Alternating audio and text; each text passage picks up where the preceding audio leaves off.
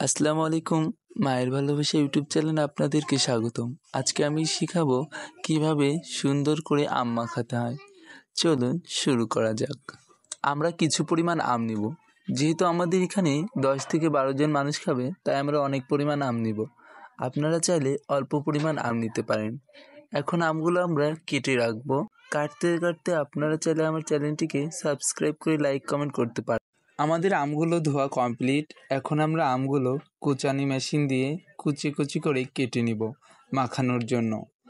দেখুন এইভাবে সুন্দর করে একটি কুচানি মেশিনের সাহায্যে আমরা আমগুলো কুচি কুচি করে রাখবো।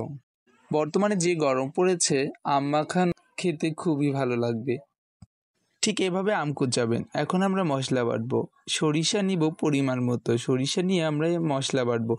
আম মাখাতে সরিষা আর শুকনো মরিচ না দিলে তো স্বাদই হবে না। চলুন এখন আমরা আম মাখাতে শুকনো মরিচ আর সরিষা দিব। আমি কয়টা মরিচ নিয়েছি চলুন একবার গুনি। আমি নিয়েছি 7টা মরিচ। আপনারা চাইলে কম নিতে পারেন অথবা বেশি।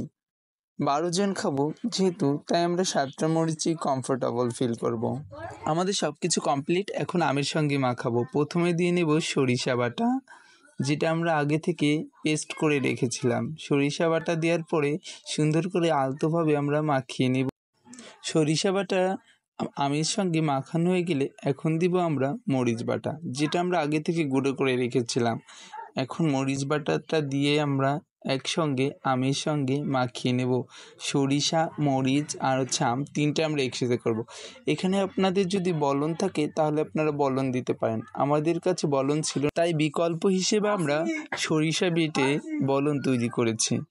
এখন আমাদের টেস্ট করার পালা। দেখি আমার গালে পানি চলে আসছে।